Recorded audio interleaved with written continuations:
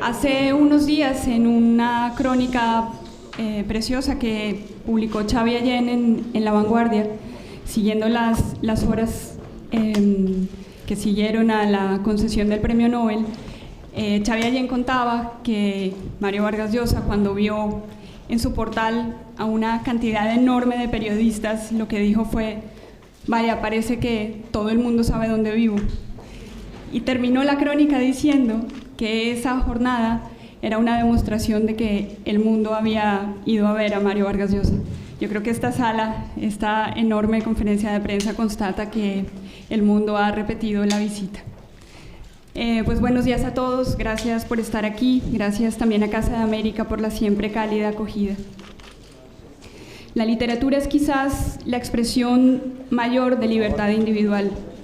Por eso reivindicar un premio literario para una ideología o una patria, incluso para una lengua, es empequeñecerlo un poco, traicionar de algún modo su sentido.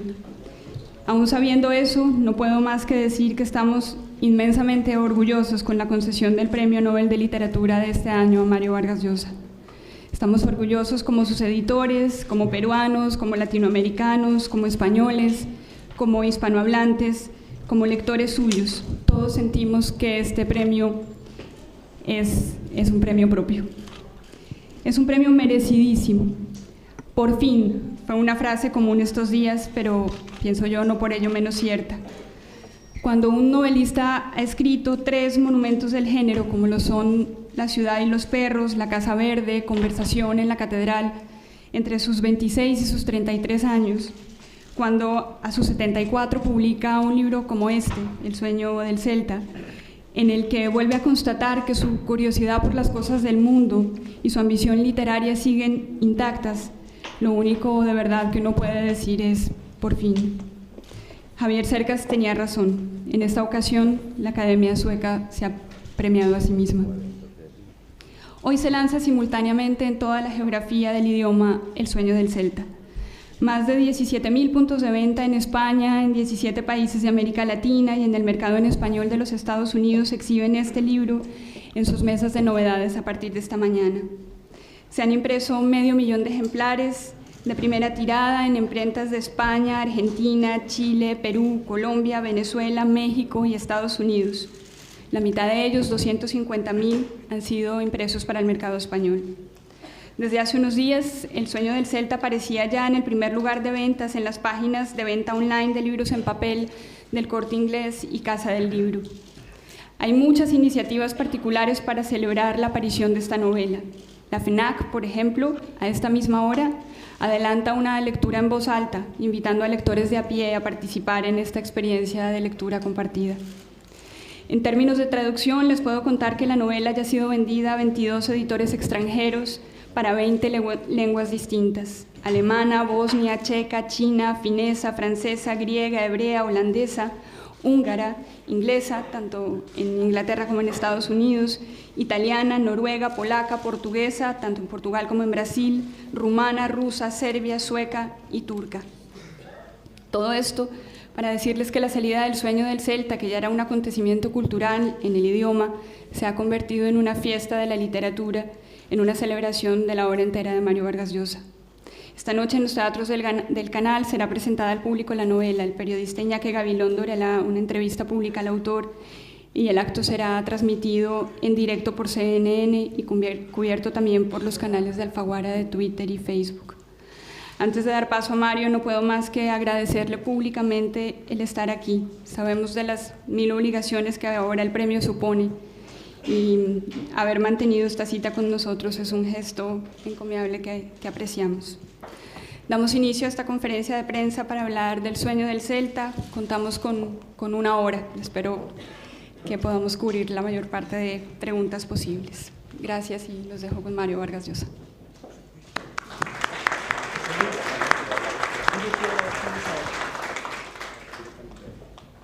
Muchas gracias, Pilar, y muchas gracias a todos ustedes por haber asistido tan numerosos a esta conferencia de prensa.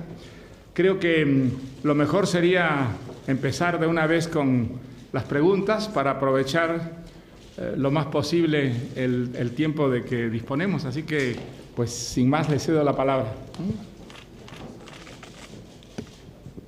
Sí, buenos días. Señor Mario Vargas Llosa, en primer lugar, permítame darle la enhorabuena y el agradecimiento que sentimos, bueno, yo creo que todos los peruanos, ¿no?, por este premio Nobel, que usted sabe que se sigue celebrando en Perú, básicamente, bueno, en todo el mundo, ¿no?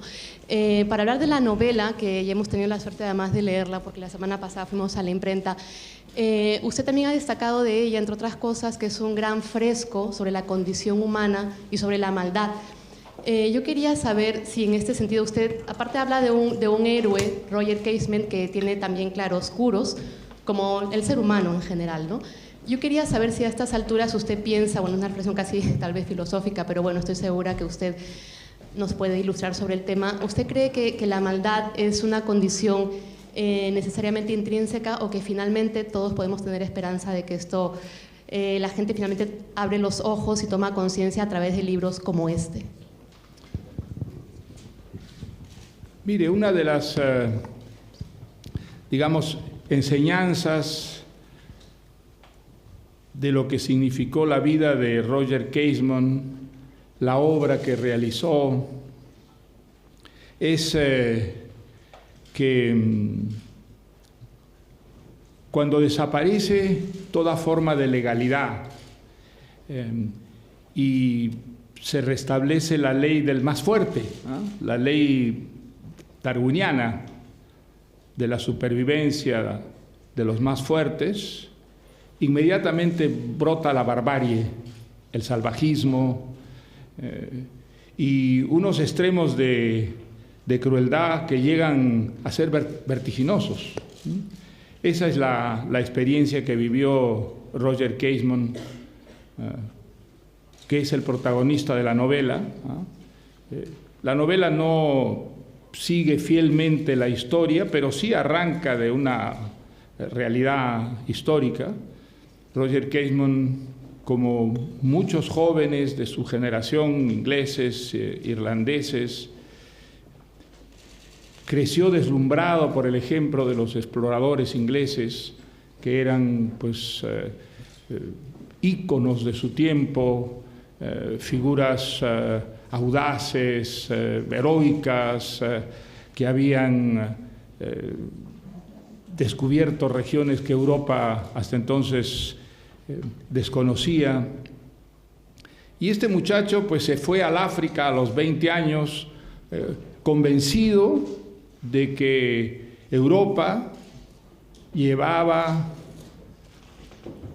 al África la civilización, la modernidad, la verdadera religión, que el comercio iba a ser el gran instrumento de modernización de esas tribus que vivían en la Edad de Piedra. Y lo que se encontró en África estaba en contradicción absoluta con lo que él se había imaginado, que era el imperialismo, el colonialismo, es decir, fuerzas civilizadoras. Y lo que vio lo horrorizó y también lo obligó a revisar todo aquello en lo que hasta entonces había creído con una fe patriótica, ciega, y se convirtió, yo diría, en uno de los primeros europeos en comprender a cabalidad lo que el colonialismo significaba, como fuerza destructora de todo aquello que tocaba, y aquello que tocaba eran culturas pequeñas, primitivas, sin defensas prácticamente contra esa fuerza enorme que representaba la Europa de su tiempo. Y vio en lo que se convertía la Europa civilizada de la que él venía, la Europa de la legalidad, la Europa de la libertad, la Europa de la civilidad y de las buenas maneras, en un mundo sin ley, en un mundo en el que lo que organizaba la vida era la codicia, el afán de lucro y las monstruosas crueldades que se derivaban de todo ello. Quienes habían ido allí eran muchas personas educadas, civilizadas, creyentes, que en el contexto de absoluta impunidad en el que vivieron, los fue convirtiendo literalmente en monstruos, en seres de una crueldad implacable para con los indígenas. Y el enorme mérito de Roger Casement es haber documentado esto con lujo de detalles e iniciado a lo largo de un proceso que fue un proceso muy largo, de muchos años, una campaña para abrir los ojos de los europeos frente a los horrores que ocurrían en el Congo. Hay que decir que la colonización del Congo fue probablemente la peor de todas.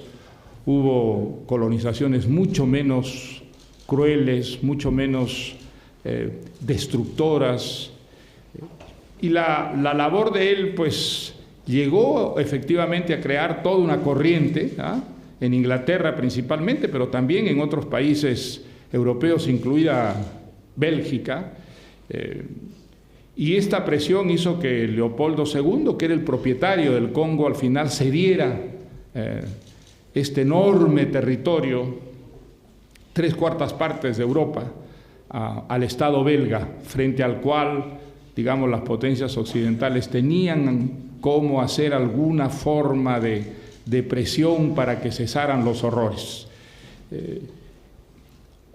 Lo interesante de Roger Casement es que poco tiempo después él fue a la Amazonía, que también vivía, al igual que el Congo, un periodo de apogeo de la industria del caucho, y se encontró allí en la región del Putumayo, donde había varias compañías caucheras, casi todas ellas registradas en la Bolsa de Londres, con los mismos horrores, las mismas torturas, los mismos crímenes indescriptibles para con los pueblos indígenas. Y allí también, defendiéndose de la crisis psíquica, llegó a las orillas de la locura, enfrentado a este horror vertiginoso. Documentó, al igual que en el Congo, con lujo de detalles todo aquello que vio, y los informes que ha dejado son quizá las acusaciones más contundentes por el rigor y la seriedad con que él escribió estos informes sobre los estragos del colonialismo. La increíble destrucción que sembró, una destrucción que ha dejado secuelas de las que las víctimas, los descendientes de las víctimas, nunca han podido recuperarse. En buena parte la tragedia que es el Congo hoy en día y la situación crítica de las pequeñas comunidades amazónicas viene de esos años atroces, ese periodo de fines del siglo XIX, comienzos del siglo XX, en que pues el mundo, digamos, moderno, civilizado, aprovechó, y con tanto, digamos, éxito para su desarrollo industrial, la riqueza del caucho. El personaje es fascinante, es un personaje que en realidad fue muchos personajes a la vez, y creo que una de las cosas que a mí me sedujo más desde el principio cuando lo descubrí es ver, aparte, digamos, de la labor humanitaria extraordinaria que llevó a cabo a lo largo de toda su vida, la complejidad de su personalidad. Es un caso típico en el que por una parte vemos a un héroe, una persona de un coraje fuera de lo común, de una coherencia en su conducta cívica, y de otra parte un ser humano falible, con debilidades, con incongruencias y contradicciones en su biografía, un ser en el que los seres comunes y corrientes podemos reconocernos de inmediato.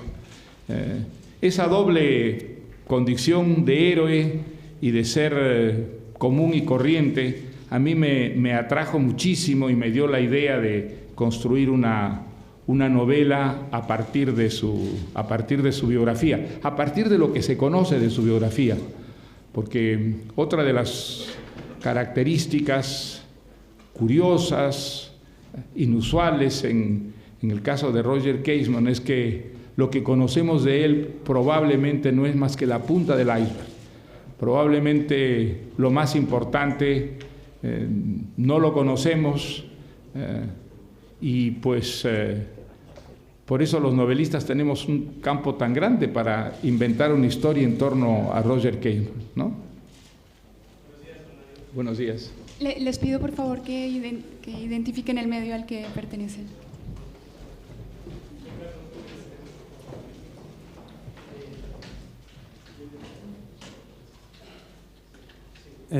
Carlos Rubio, del diario Reforma de México. Don Mario, quería preguntarle, bueno, hay una agenda de actualidad que se nos echa encima al mundo, a los periodistas, en fin, y es el triunfo en Brasil de la primera mujer que va a gobernar ese país. Acaba de comentar ahora que la Amazonia sigue, o una de las consecuencias de la pobreza que existe hoy, pues se remonta a aquellos tiempos a los tiempos del colonialismo de finales del 19 y principios del 20.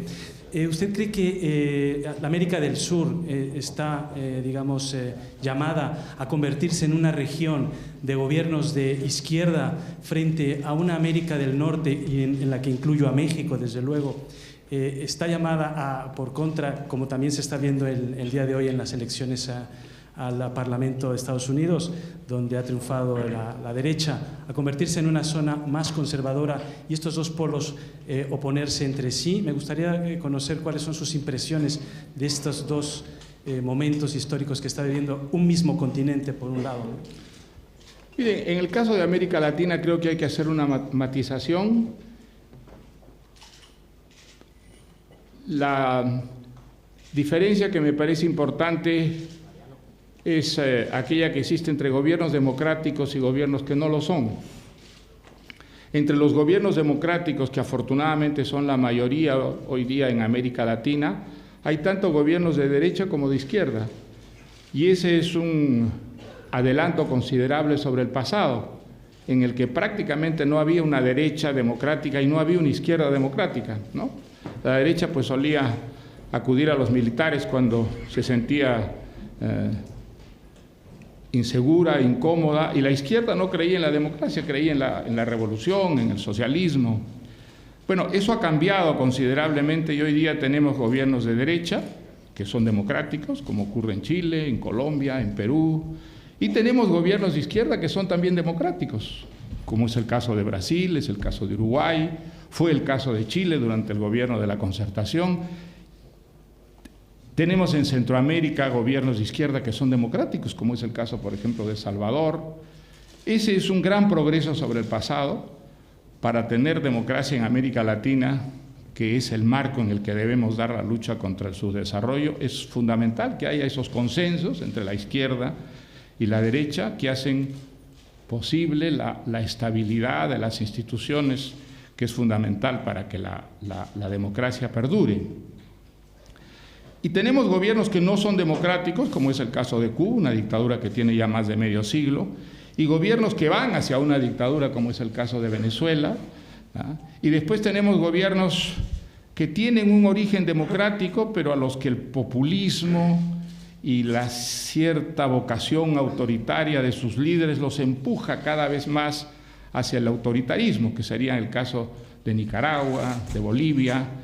Pero afortunadamente es una minoría, de tal manera que haciendo, digamos, el balance, mi impresión es que América Latina está en la buena dirección. Ahora, respecto a Estados Unidos, yo no creo que la democracia esté en peligro. La democracia está muy arraigada en Estados Unidos y el revés que ha sufrido el Partido Democrático en estas elecciones no creo que ponga en peligro esa estabilidad democrática. Creo, por otra parte, que los resultados son mucho menos dramáticos de lo que se esperaba. Ha habido un voto de castigo contra el gobierno del presidente Obama, pero ese castigo ha sido mucho menor de lo que se esperaba, ¿ah? Por lo pronto, El Partido Demócrata mantiene la mayoría en la Cámara de Representantes, en el Senado, ¿no? Ha perdido la Cámara de Representantes, pero mantiene el Senado.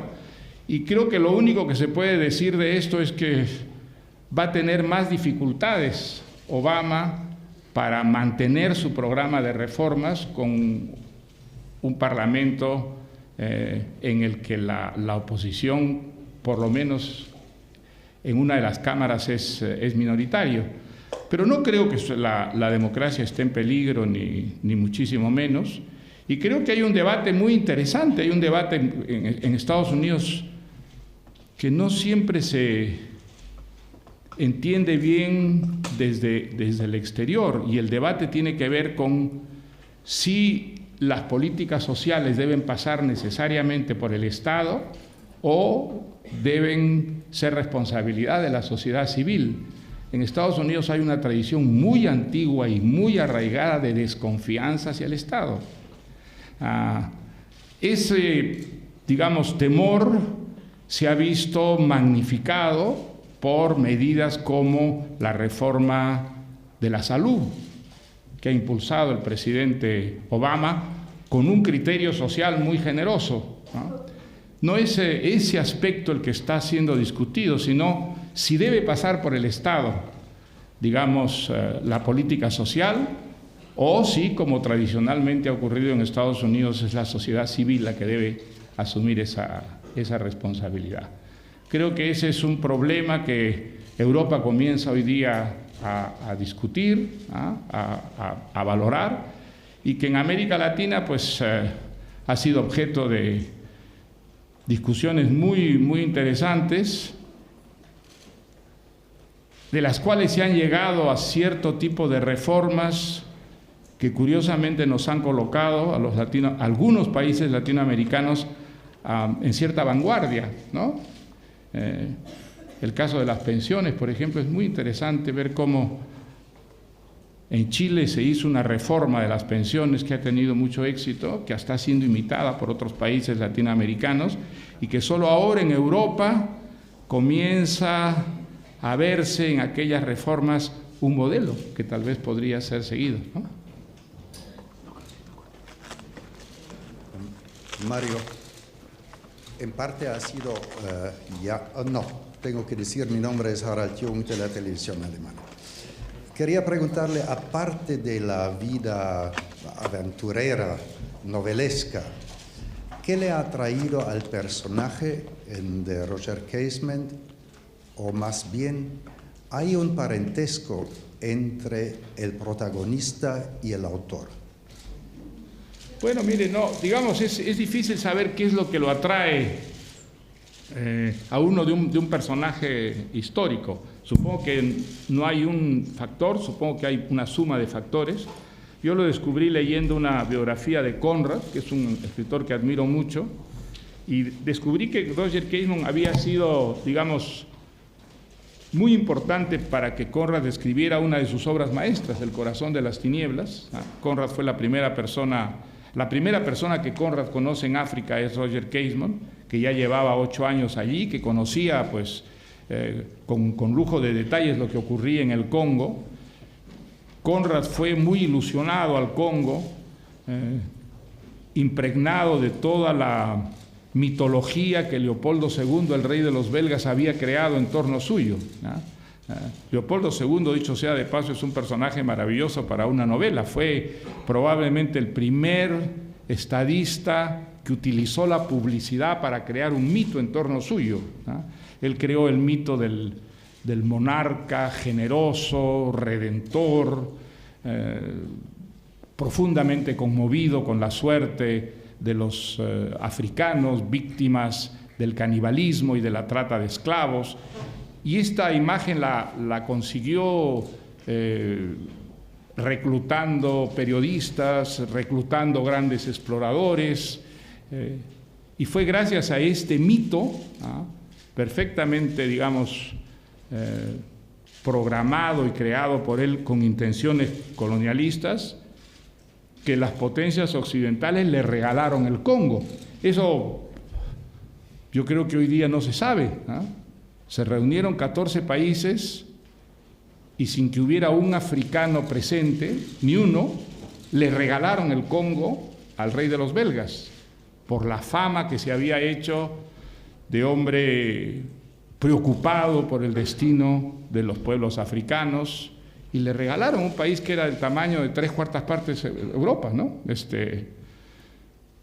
Bueno, Conrad, cuando va al Congo, por primera vez le habían dado un barco, era capitán de un barco, va lleno de ilusiones a este país donde él creía que gracias a la generosidad, al altruismo de Leopoldo II, se estaba incorporando a la civilización.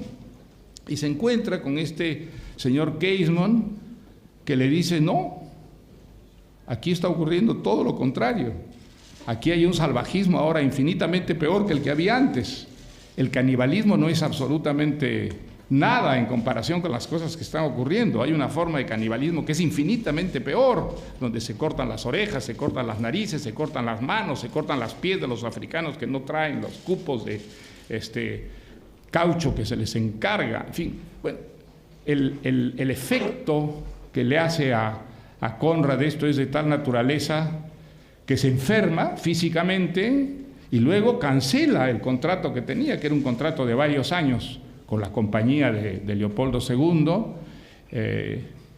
y escapa a Inglaterra y escribe ese libro extraordinario que es El corazón de las tinieblas, que es un libro sobre la barbarización, ¿no es cierto?, sobre cómo el ser civilizado puede convertirse en un salvaje criminal, que es lo que ocurrió con muchísimos europeos en el marco de la industria del caucho. Pues a mí me impresionó mucho saber que Roger Keismont había tenido tanta importancia en la creación de una novela que es una de las, yo creo, obras maestras realmente del siglo XX. Y descubrí que había estado en el Perú, que había estado en las selvas peruanas, colombianas y brasileñas, y que había dejado también unos informes sobre lo que era la vida en las caucherías amazónicas.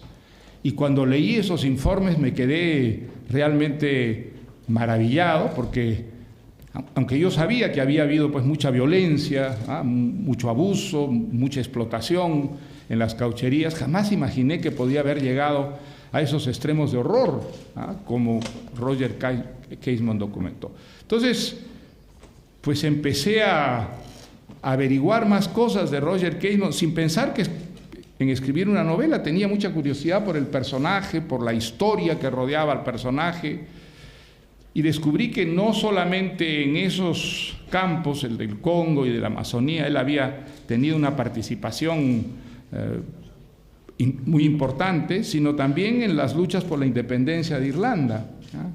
Me interesó mucho su conversión, su transformación, ¿no? Porque también en ese campo él dio un vuelco absolutamente radical. Él había nacido en una familia del Ulster, una familia pro-británica, anglicana, convencida de que lo mejor que podía pasarle a Irlanda es formar parte del Imperio Británico, que era lo que había creído Roger Keismont en su juventud. Y luego pues sobrevino esa transformación cuando él descubre los horrores del colonialismo. Empieza a preguntarse: ¿y por qué, si yo estoy en contra de que los belgas sean dueños del Congo, estoy de acuerdo en que los ingleses sean dueños de Irlanda? Es verdad que ahí no se tortura, ahí no se cortan orejas, no se cortan narices, no se cortan manos y pies, pero simplemente porque los métodos son mucho más finos, más sutiles, pero en el fondo la situación de sujeción, de dependencia, es la misma. Y entonces esa transformación, que debió ser muy dramática y muy desgarradora, porque era renunciar a todo lo que había sido, lo que habían sido sus ancestros, lo que había creído y defendido,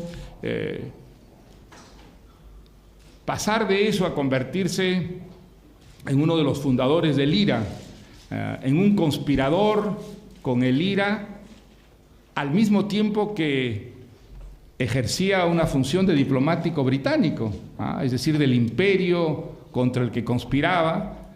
Pues daban, digamos, un tipo de personalidad absolutamente fascinante, llena de contradicciones, llena de desgarramientos.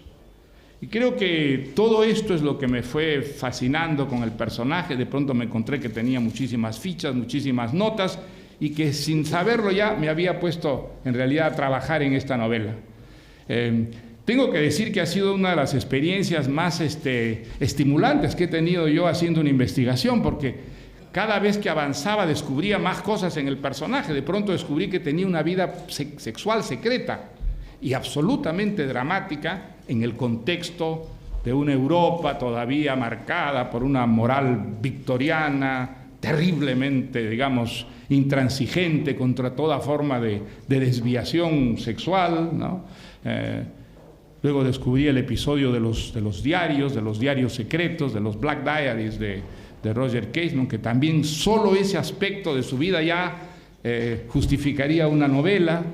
La verdad quedé hechizado, fascinado con el personaje, y además fue también vivir una aventura, ¿no? Porque del Congo pues no sabía nada, de Irlanda sabía muy poco, así que sumergirme en esos mundos donde tenía que aprenderlo todo, a la vez que trataba de llenar con la fantasía todos los blancos, los huecos de esa biografía de Roger Casement, a mí me hizo vivir la verdad, una gran aventura. Una aventura muy exaltante por una parte y muy dolorosa por otra, ¿no? Porque el caso de Casement es un caso muy trágico. Yo creo que es realmente una de las grandes figuras sociales en el mejor sentido de la palabra, y una de las más olvidadas, ¿no? En el Congo, por ejemplo, con todas las personas que conversé, solo una tenía una vaga idea, muy vaga idea de Roger Casement, y ningún otro congolés sabía siquiera quién era Roger Casement, y entre ellos profesores universitarios, intelectuales. A mí me dejó realmente maravillado, ¿ah? No creo que haya una persona en Europa que haya hecho tanto por denunciar los crímenes, los horrores atroces que cometió Europa con el Congo como Roger Casement, y en el Congo ni siquiera se lo recuerda. En la Amazonía peruana se lo recuerda un poquito más, pero en círculos minúsculos, en círculos realmente pequeñísimos, por algunos testimonios que dejó respecto de lo que era la ciudad de Iquitos en la época que él llegó, pero tampoco ni el Perú, ni Colombia, ni el Brasil han rendido homenaje al esfuerzo extraordinario que hizo, arriesgando su vida, además, cada día que estuvo allí para denunciar los crímenes abominables que se cometieron contra las comunidades amazónicas. Y lo que es muy triste es que en su propio país, en la propia Irlanda, por la que él dio la vida, él fue ejecutado por conspirar a favor de la independencia de Irlanda, aunque es reconocido como un héroe, es un héroe incómodo, es un héroe con el que nadie se siente totalmente identificado. Irlanda ha sido pues hasta relativamente poco tiempo un país muy puritano, donde la moral de la Iglesia era la moral entronizada, y claro, dentro de esa moral, una persona como Roger Casement, si es verdad la vida sexual que le atribuyen los diarios era totalmente incompatible, talmente que es un héroe del que prefiere no hablarse, y si se habla como a media voz, y no llega más allá de unos círculos muy limitados, muy pequeñitos. Una gran injusticia con una de las personas a las que la Europa más civilizada, la Europa democrática, libre, debería tenerle una enorme admiración, ¿no? Supongo que fue todo eso lo que a mí me sedujo con el personaje y me impulsó a escribir esta novela. La verdad es que me ha pasado Lo mismo con casi todas las novelas, digamos, inspiradas en hechos históricos que he escrito. Algo me interesó, me intrigó, me avivó la curiosidad, empecé a averiguar y de pronto me encontré que ya había empezado a trabajar en una novela a partir de eso, ¿no? Es un proceso que todavía me sigue resultando a mí muy misterioso a pesar de llevar tantos años escribiendo historias, ¿no? Señor Vargas Llosa, ¿Sí? Soy Ramón Ongil de Antena 3 Televisión. Quisiera hacerle dos preguntas. La primera, si ha cambiado en algo su vida desde que ha recibido el premio y si a la vez ve colmadas todas sus aspiraciones literarias con la entrega del premio Nobel, con la concesión, perdón, del premio Nobel. Y luego, por otra parte, hoy ha habido un informe demoledor en el que se habla de millones de pérdidas, millones de euros de pérdida por culpa de la piratería, pero no solo en el ámbito musical y cinematográfico, sino también en el literario. Me gustaría saber su opinión y si cree que hay alguna posibilidad o cómo se podría luchar contra eso. Nunca estuvo entre mis aspiraciones literarias ganar el premio Nobel. Mis aspiraciones literarias han sido más ambiciosas desde que empecé a escribir. Era escribir buenas novelas, escribir buenos libros. El sueño secreto, y creo que es el sueño secreto de todo escritor, es que algún día mis libros se leyeran como he leído yo los libros que a mí me han cambiado la vida. Los libros que me han conmovido, los libros que me han deslumbrado, los libros que me han enriquecido como ser humano, como escritor. Ese ha sido mi sueño, un sueño pues que nunca sabré si se hará realidad o no se hará realidad, porque esas cosas se saben cuando uno ya ha desaparecido hace tiempo, ¿no? El premio Nobel ha sido una sorpresa total. Yo jamás en la vida pensé que me darían este premio. Ahora, ¿mi vida ha cambiado? Pues sí ha cambiado. El premio Nobel es una especie de, por una parte es un reconocimiento muy grato, desde luego, pero por otra parte es una revolución tal, da la impresión que mucha gente cree que el premio Nobel es muy importante, ¿sabe? Y entonces el acoso periodístico no tiene límites. Siempre digo que en los 20 minutos que siguieron al anuncio del premio Nobel, mi departamento en Nueva York, donde acabábamos de cambiarnos, cuya dirección conocían 4 amigos, se llenó de gente desconocida para mí. Camarógrafos de Dinamarca, periodistas de Finlandia. ¿Cómo llegaron? ¿Quién les dijo que yo vivía allí? ¿Cómo entraron a mi casa?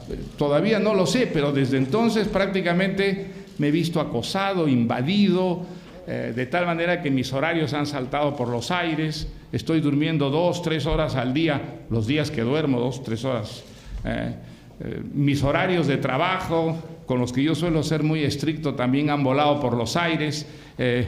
Así que mi vida sí ha cambiado mucho, pero bueno, lo que me tranquiliza es que esto es transitorio, esto dura unas semanas, unos días, y espero volver pronto a mi ritmo normal.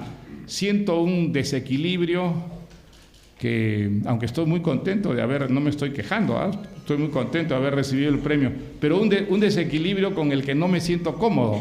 Este no es el género de vida que a mí me gusta tener. ¿Cuál es la última? Era sobre la piratería. Exacto.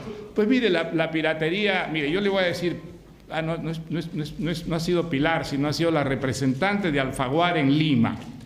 A mí me dijo la última vez que conversé con ella, me dijo, nosotros calculamos que por cada libro tuyo que vendemos, es decir, libro legítimo, se venden 7 libros piratas. Entonces, pues esto le da un poco la idea de lo que es la piratería en algunos países de América Latina, desgraciadamente entre ellos el Perú. No hay una, digamos, una decisión gubernamental de acabar con la piratería. Un gobierno que quiere acabar con la piratería puede hacerlo ni siquiera en días, en horas. Es muy fácil acabar con la piratería, pero lo que pasa es que no hay una conciencia de que la piratería es algo malo. En el caso del Perú, incluso yo recuerdo un artículo de un destacado intelectual diciendo, en buena hora existen los piratas porque podemos comprar libros baratos, libros que llegan al pueblo. Bueno, pues mire, creo que la piratería es un reflejo del escaso o nulo respeto a la legalidad que hay en muchos países. No hay una conciencia de que la piratería no solo perjudica a los editores, que la piratería perjudica fundamentalmente a los estados, es decir, al conjunto de la sociedad, que la piratería perjudica a los editores que trabajan en la legalidad, que pagan impuestos, que pagan derechos, a los libreros, a los distribuidores. Es decir, que la piratería de libros es como la piratería de cualquier producto industrial. Eso, por desgracia, en muchos países, fundamentalmente del tercer mundo, no se lo tiene en cuenta, y lo que refleja simplemente es esa falta de conciencia de que la legalidad es realmente la civilización, ¿no? Hola, buenos días. Soy Paulina de Frankfurt Allgemeine, de Alemania. Sí. Quisiera preguntar una cosa que ver con la conflictividad del personaje, porque al final de su vida le cargaron con su homosexualidad, con los diarios negros, y usted ha hecho unos toques muy sutiles acerca de su homosexualidad en las partes del Congo y de Amazonas, ¿no? Pero no quiere profundizar, ¿no?, en el tema de homosexualidad o medir su vida sexual contrastándola con su papel político. O sea, no quería profundizar en este tema, ¿no? Pues mire, es un problema que ha generado una controversia que yo creo no tendrá nunca fin. Nunca tendrá fin. ¿Cómo se descubre la homosexualidad de Roger Caseman? Se descubre cuando él ha sido condenado a muerte por un tribunal inglés como traidor a la patria. Y entonces, como era muy popular y muy respetado por la obra que había realizado tanto en el Congo como en la Amazonía, hay toda una corriente de intelectuales, de políticos, pidiendo que se le conmute la pena de muerte por prisión. Encabezan este manifiesto escritores muy destacados, Conan Doyle, Bernard Shaw, Yeats. El grupo de Bloomsbury prácticamente en pleno firma este manifiesto.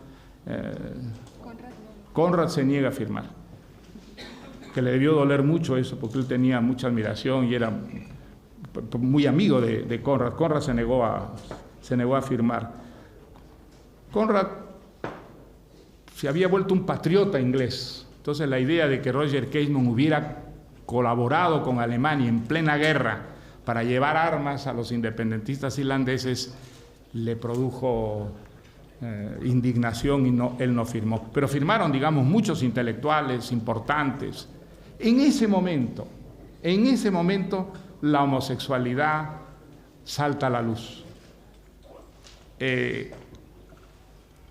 Una serie de periódicos ingleses comienzan a publicar fragmentos de un supuesto diario secreto que tendría Roger Caseman y que Scotland Yard habría descubierto en un baúl en el departamento que tenía Roger Caseman en Londres, cerca de la estación Victoria. Bueno, durante cerca de 60 años el gobierno inglés se niega, porque los había declarado secretos de Estado a estos diarios, a que historiadores, grafólogos, científicos independientes los examinaran. Lo cual da pábulo a que quienes sostenían, que desde el principio hubo quienes sostenían que los diarios no existían, que habían sido falsificados por la inteligencia británica para desprestigiar a un traidor, tuviera cierta credibilidad. Esa polémica sigue en nuestros días. Hace algunos años el gobierno inglés por fin aceptó que un grupo de historiadores y grafólogos examinaran los diarios. Pues no llegaron, digamos, se llegó a una conclusión que mantuvo viva la polémica. Todavía hay destacados historiadores que sostienen que esos diarios son falsos. Mi impresión, que no es la de un científico, sino la de un novelista, es que él sí escribió los diarios. Yo creo que no tuvo tiempo el gobierno británico, aunque lo hubiera querido, para falsificar unos diarios tan extensos y haciendo, digamos, encajar también las falsificaciones con los hechos históricos que aparecen en los diarios. O sea que yo creo que los diarios sí los escribió. Lo que no estoy seguro es que él viviera los hechos que él describió en estos diarios. Mi impresión es que, si no todos, por lo menos una buena parte de estos hechos eran fantasías que él hubiera querido vivir y que, como en las condiciones en las que vivía era imposible que las viviera, las vivió escribiéndolas en sus diarios. Hay testimonios que son muy instructivos a este respecto. Gentes que trabajaron con él, alguien que trabajó con él en el Congo, que fue después un diplomático inglés muy importante. Él dice, pero si nosotros en Boma, la capital del Congo belga, éramos un puñadito de europeos. Todo el mundo sabía lo que hacía todo el mundo. Si el señor Casement hubiera hecho la 10ª parte de lo que dice que hizo allí, pues eso hubiera sido la comidilla de todos los europeos. Y nunca, jamás, nunca, nadie dijo que el señor Casement tenía estas propensiones. Entonces, por otra parte, los diarios, las partes sexuales están escritas con una vulgaridad pestilencial. Hay una vulgaridad que es repelente a la lectura. Ahora, todos los testimonios sobre Roger Casement, de amigos o de adversarios, es que él era el hombre más educado del mundo, que era maniáticamente correcto y urbano en su manera de expresarse. Incluso se burlaban de él por el prurito que tenía en los tratamientos que daba a las personas. Entonces, muchas de las personas que conocieron a Roger Casement descreen de esos diarios porque dicen, es imposible, que él no decía una palabrota jamás. Entre hombres solos jugando billar, todos decíamos palabrotas, pero él jamás decía una. O sea, que él haya podido escribir inmundicias de ese tipo es imposible. Eso es que no cabe en la cabeza. Bueno, mi impresión es que justamente porque él no decía nunca palabrotas, a la hora que estaba solo con sus diarios y soltaba los frenos y las inhibiciones y podía mentalmente gozar como hubiera podido gozar en la vida, él escribía esas cosas. Es decir, que los diarios son unas fantasías sexuales privadas. Ahora, ¿por qué no los destruyó? Esa es una de las preguntas para las que es muy difícil. ¿Por qué cuando él parte, además parte a Alemania a conspirar con el país enemigo de Inglaterra, cómo deja unos diarios así que podían, digamos, destruir tanto su personalidad, su imagen pública, de la que él era tan celoso, sin quemarlos, sin esconderlos? Bueno, pues una posible respuesta a esto es precisamente porque esos diarios no eran verdad. Esos diarios no contenían una verdad secreta, privada. Es una posible explicación.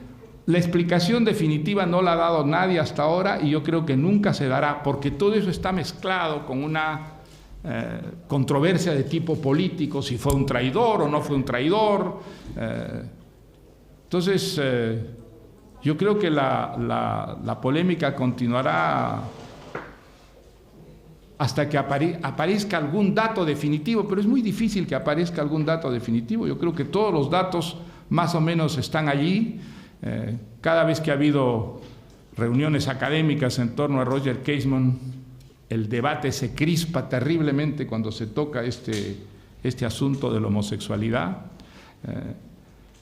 En la novela lo que importa es mostrar que los héroes pues no son esas estatuas que nos hacen creer las historias edificantes, que los héroes son perfectos, que los héroes nacen desde la cuna con una especie de marca de perfección en la frente. No, uno puede ser un héroe en determinado campo o nivel de actividades, y en los otros ser un ser humano común y corriente, sujeto a todas las equivocaciones, fantasías, desvaríos de los seres humanos. Y eso para mí no empobrece la grandeza de Roger Casement, al contrario, la fortalece.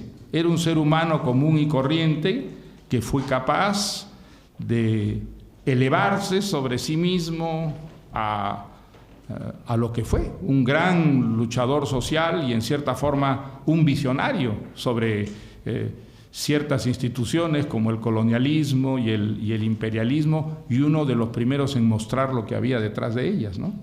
De todos modos, en cómo está construida la novela hay un sesgo que creo que es muy particular.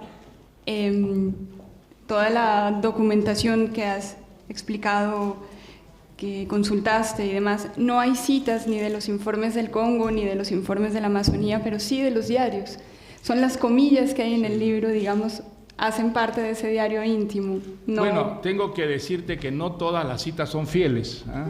No, también están llenas de mentiras. Yo siempre digo que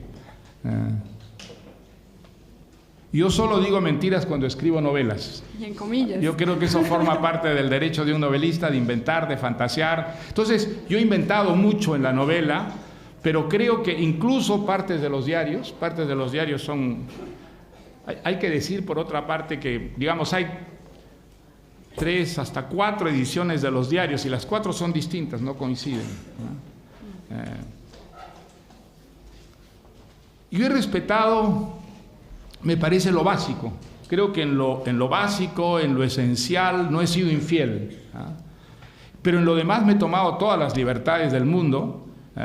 He inventado personajes, a personajes existentes, históricos, les he dado un tratamiento de personajes inventados, e incluso lo he hecho con Roger Casement.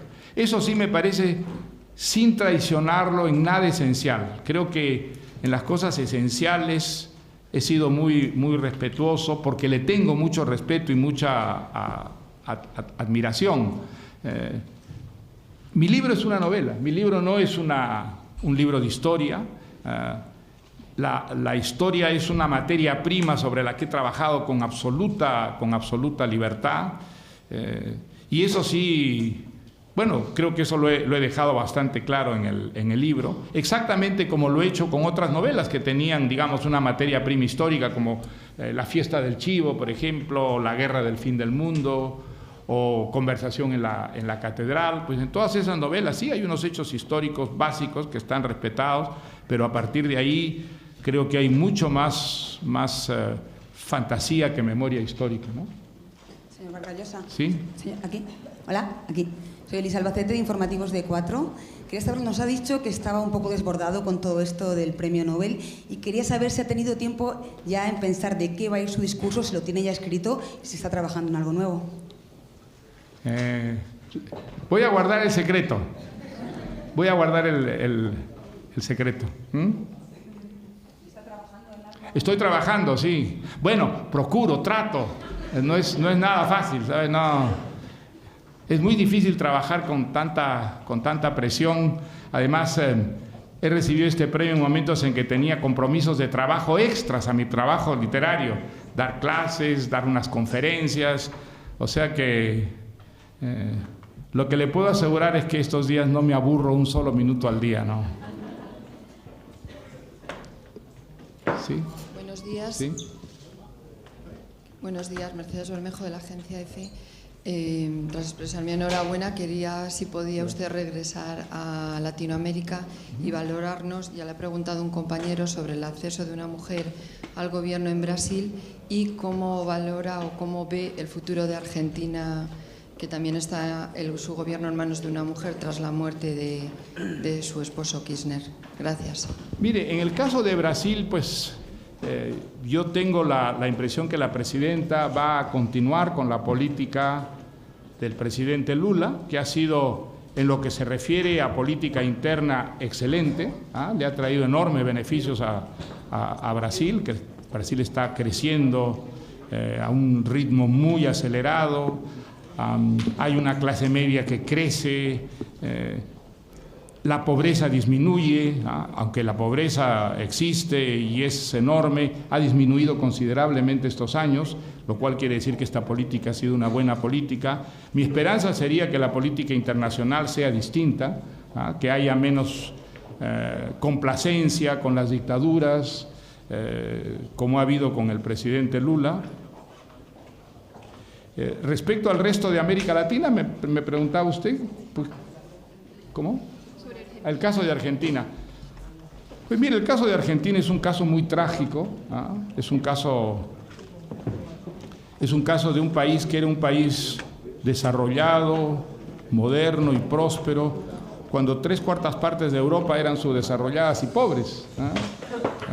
Y es un país que se ha ido subdesarrollando por razones puramente políticas, sin que hubiera ningún hecho, digamos, exterior, traumático, que trajera esa decadencia. No, ha sido simplemente la incompetencia de sus políticos, las malas políticas las que han ido empobreciendo a un país que fue el ejemplo, realmente para toda América Latina.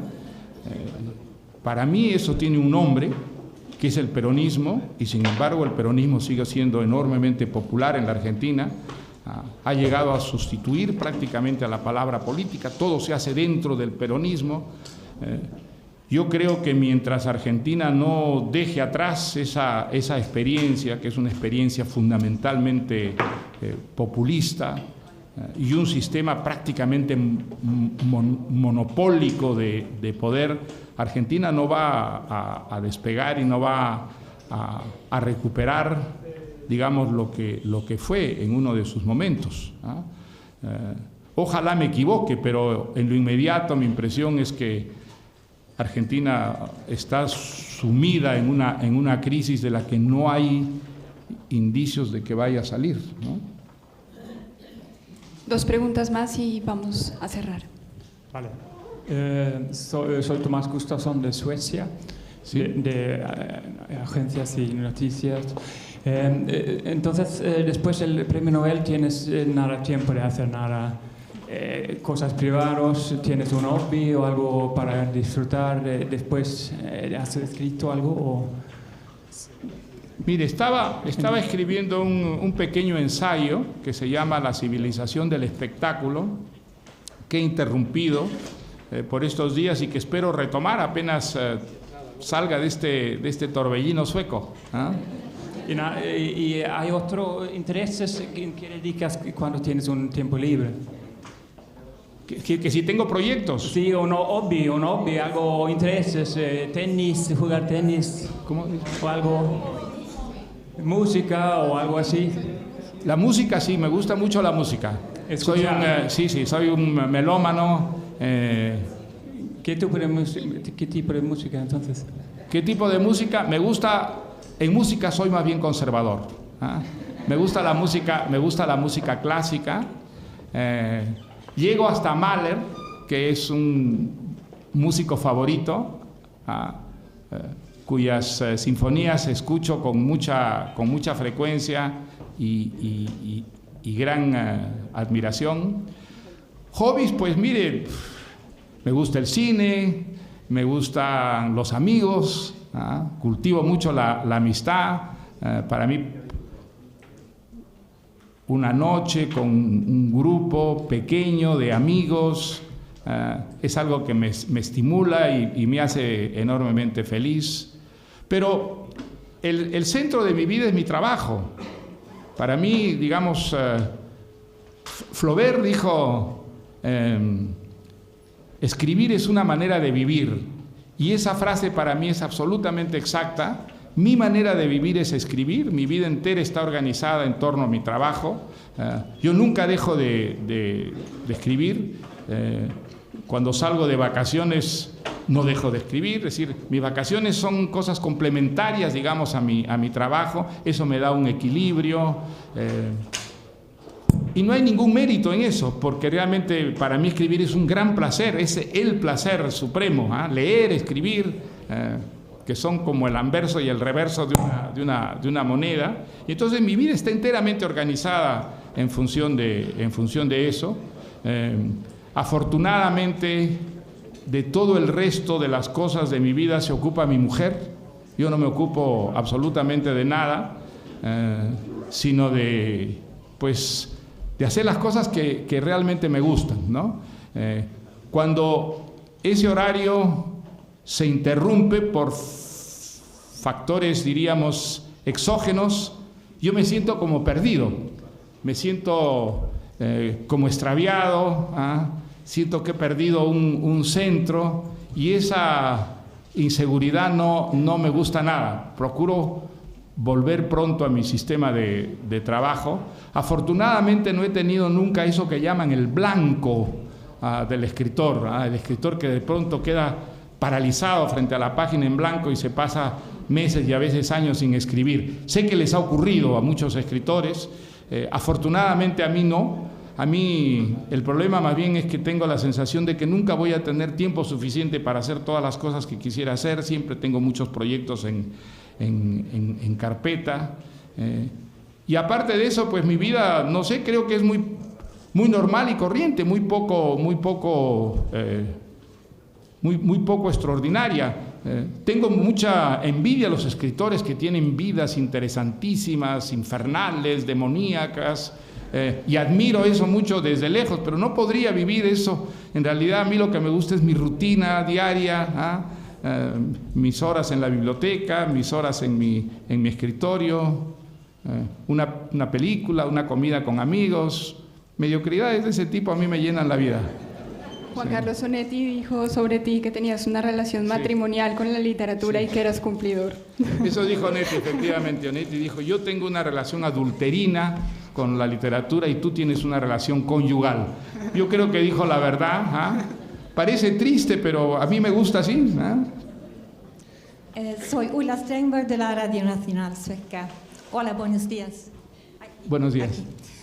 Quisiera saber, hay algunos escritores, después de haber ganado el premio Nobel, pierden el fuego, se callan. ¿Usted tiene miedo de eso? Ningún peligro. Mire, yo voy a seguir hablando como un loro, escribiendo todos los días. A mí me encontrará la muerte con la pluma en la mano, yo se lo puedo asegurar. Sí. Elena Evia, del Periódico de Cataluña. Me gustaría saber si ha cambiado su percepción del nacionalismo después de escribir esta novela, donde el tema del nacionalismo es... Muy buena pregunta, muy buena pregunta la que me hace usted. Usted sabe que yo soy un crítico muy radical del nacionalismo. Mire, hay un momento en la historia de los nacionalismos en que el nacionalismo representa una valencia positiva, sin ninguna duda. Cuando se trata de países ocupados, víctimas de invasiones coloniales. Entonces, luchar contra el colonialismo, buscar la emancipación, la liberación del yugo colonial, hace del nacionalismo una ideología de signo positivo, sin ninguna duda, sin ninguna duda. Lo que hizo Roger Casement por Irlanda, cuando Irlanda era un país ocupado colonialmente, es positivo, me identifico con él, lo hubiera seguido y apoyado. Ahora, incluso en ese periodo positivo de lucha anticolonialista, el nacionalismo arrastra hacia alguna forma de violencia, y se ve en el caso del propio Roger Casement. Su convicción anticolonialista, su adhesión a los principios independentistas, lo lleva a una radicalización en la que justifica la violencia y llega, digamos, a afirmaciones absolutamente sectarias e injustas, empujado por esa fuerza que es una fuerza en última instancia excluyente, discriminatoria y, si se escarba a fondo, racista. Yo sigo creyendo que el nacionalismo es una plaga que ha llenado la sangre, ha llenado de sangre la historia, que en América Latina ha sido la razón principal de que vivamos desunidos, gastando recursos que no teníamos en armas, que en gran parte nuestro desarrollo procede de esa incapacidad para eclipsar las fronteras arbitrarias y absurdas que nos dividieron. Creo que el nacionalismo hay que combatirlo de una manera muy sistemática y enérgica, como una ideología que en última instancia está absolutamente reñida con la cultura democrática. Y creo que el nacionalismo no es lo mismo que el patriotismo. Creo que no ser nacionalista no significa que uno no pueda querer el país en el que nació, sentirse muy identificado pues, con un paisaje, con unas gentes, con una lengua que lo formaron. Pero esa actitud es una actitud positiva que de ninguna manera excluye y se enemista con el otro, que es lo que en última instancia hacen todos los nacionalismos. Desde luego que hay nacionalismos más violentos y otros menos violentos, y algunos que hacen un esfuerzo por vivir dentro de una legalidad, pero yo creo que si se escarba se encuentra siempre que en las raíces del nacionalismo hay una actitud discriminatoria que conduce a la violencia.